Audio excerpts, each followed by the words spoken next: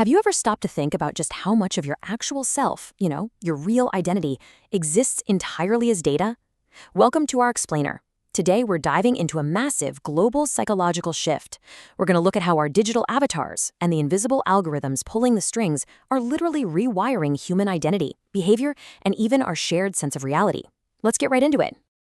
Okay, I want you to ask yourself a somewhat weird question. Does your carefully curated LinkedIn photo, or maybe your favorite video game character, or your VR presence, ever feel kinda more you than the reflection you see in the mirror every morning? Seriously, if it does, you are absolutely not imagining things. A digital representation isn't just a basic profile picture anymore. It's this profound psychological extension of who we are. It is literally the front line of how we form our identity in the modern world. And the scale of this, it is absolutely staggering. We're talking about over 3 billion people worldwide interacting through digital avatars every single day. To put that into perspective, that's nearly half the planet. So whether we're talking about gaming, scrolling social media, or jumping into virtual work meetings, this isn't some niche internet subculture anymore. No, this is a mass psychological event. We are collectively rewriting the rulebook on identity formation. So here's our roadmap for today. First, we'll look at the digital alter ego. Then, we'll explore shaping behavior and bias. After that, we'll dive into the synthetic belonging trap, followed by illusory truth and AI, and finally, reclaiming our third places. All right, kicking things off with Section 1, the digital alter ego, your mind in the machine. So to really grasp this, we have to understand exactly how our physical brains process these digital versions of ourselves. Because honestly, the line between what's physical and what's virtual is getting incredibly blurry. And a big reason for this is something called the Proteus effect. It's this absolutely fascinating psychological discovery. Researchers have actually found that our avatar's appearance unconsciously changes our real-world behavior. It's wild. For example, in virtual environments, users who were assigned taller avatars suddenly started negotiating way more aggressively. And those given more attractive avatars, they showed much higher social intimacy with strangers.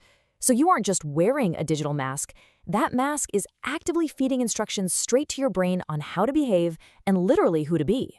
This really beautifully illustrates how avatars act as an identity laboratory. For a lot of people, and especially for marginalized groups like the LGBTQ+ community, avatars offer this vital safe space, a space to experiment with gender presentation and identity without facing real-world consequences. It's an absolutely crucial tool for self-discovery, and it goes even deeper with digital embodiment. fMRI research actually proves that our brains process avatar interactions, things like experiencing virtual kindness or even rejection, using the exact same reward centers as face-to-face encounters. Let that sink in. Your brain literally cannot tell the difference between virtual empathy and physical empathy. Moving on to Section 2, shaping behavior and bias, the dark pixels. Now, while the digital world can totally be a laboratory for self-discovery, it unfortunately doesn't magically escape our real-world societal prejudices. In fact, listen to this staggering statistic, 34%. In a 2023 study of virtual job fairs, recruiters actually spent 34% less time engaging with darker-skinned avatars. And get this, that was even when the candidates' qualifications were completely identical. The bias is literally baked right into the pixels. So as virtual professional networking becomes more of the norm, this kind of digital discrimination carries some incredibly severe real-world economic and psychological consequences for our identity formation.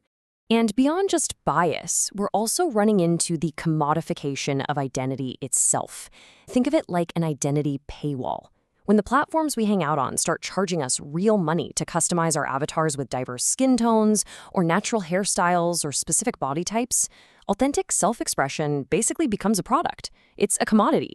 This creates a whole new form of digital inequality, where basically only those with the financial means can actually afford to project their true, complex identities online. It's like a VIP section for just being yourself. Which brings us to Section 3, the synthetic belonging trap, terminal smoothness. Okay, so what actually happens when the broader algorithms running these platforms get involved? Well, we enter the state that researchers call synthetic belonging. Think of modern feeds and algorithms as giant belonging machines. They are designed to offer you immediate, engineered validation that feels exactly like a genuine community. And here's the catch, it demands absolutely zero mutual obligation from you. Think about digital ecosystems like QAnon, right? These functioned as entirely self-contained, meaning-making universes. They didn't spread like wildfire just because of persuasive arguments. They spread because they offered this profound, algorithmically coherent sense of belonging to people who felt really isolated. Let's compare this. Physical third places, think of your local library, a neighborhood pub, or a community center, they actually require effort. They have what we call productive friction. That means you have to deal with the awkwardness, the disagreements, and just the messy reality of being around other actual humans. Algorithmic feeds, on the other hand, they offer what's called terminal smoothness. They just hand-deliver these personalized, conflict-free echo chambers right to your screen.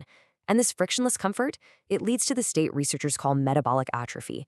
We are literally losing our cognitive and emotional muscle memory to deal with real-world relationships, all because the algorithm is doing the heavy lifting for us. And this idea of terminal smoothness brings us to a pretty chilling realization from our source material. Listen to this quote. The feed doesn't silence dissent with force. It simply buries it. It doesn't outlaw gatherings. It replaces them with endless content. Modern architectural design in these apps manipulates us without any coercion whatsoever. By constantly spoon-feeding us these comfortable realities, these platforms create isolated digital silos, and that drives extreme political polarization. I mean, you and your neighbor aren't just sitting in different political camps anymore. You are quite literally living in completely different personalized realities. That takes us to Section 4, Illusory Truth in AI, the Plausibility Collapse. This deep fragmentation of our reality leaves us incredibly vulnerable on a massive societal scale. And it really all hinges on a psychological concept called the illusory truth effect. See, our brains are basically hardwired to mistake processing fluency, which is just a fancy way of saying how easily we comprehend a message, for actual truth. And what makes a message super easy to process? Repetition. Algorithms are entirely optimized for engagement, so they feed us constant repetition. This takes our highly subjective beliefs and hardens them into absolute certainties simply because we see the exact same claims over and over and over again in our feeds. And this cognitive vulnerability, it is heavily exploited. False stories are actually 70% more likely to be retweeted than true ones. In fact, if you look at the data, false news reaches massive audiences 6 times faster than the truth does. That is wild.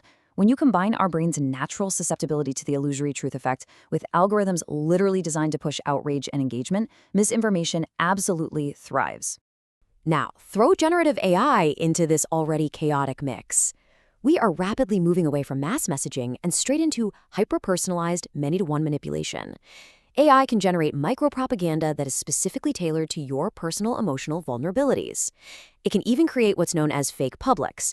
This simulates a consensus that doesn't actually exist, just to make you feel like you're in the minority. And then it uses narrative flooding to just completely pollute the informational environment. The scaring part, if everything can be faked, nothing can be trusted. We're looking at a really dangerous collapse of democratic informational sovereignty here. But let's shift gears to Section 5, Reclaiming Our Third Places, the 2026 Renaissance. Look, it is absolutely not all doom and gloom. If we zoom out and look at the whole evolution of how we connect, back in the 1990s, the early web actually functioned as this utopian third place. It was kind of like a friendly digital neighborhood bar. But then the 2010s ushered in the social media decade, pushing us into isolated algorithmic scrolling. The good news? Now, looking toward 2026, we're actually seeing the start of an offline renaissance. People are waking up. We're getting exhausted by all this synthetic belonging and identity drift. So how exactly are people doing this? Well, there's this growing movement of young adults who are just actively logging off. They are rebuilding physical communities from the ground up by joining local run clubs, hosting potluck dinners, or setting up walking groups. They are intentionally seeking out that messy, productive friction of face-to-face interaction that we talked about earlier. And ironically enough, they're often using technology to do it. They're leveraging proximity-based apps, like Threer, for example, not to replace human interaction, but strictly as a bridge to actually go out and discover local offline gatherings. Which really leaves us with one vital question to ponder today. Where exactly does your digital mask end and your real identity begin? Your avatar and those invisible algorithms constantly feeding it are incredibly powerful psychological tools. They are fundamentally shaping how you form your identity, how you see yourself, and how you interact with the whole world. So, my challenge to you this week is to take a hard look at your own digital identity. Try to step outside that frictionless feed for a bit, embrace the wonderfully messy reality of actual human connection, and find a physical third place to reconnect with reality. Thank you so much for joining me for this explainer, and I'll catch you next time.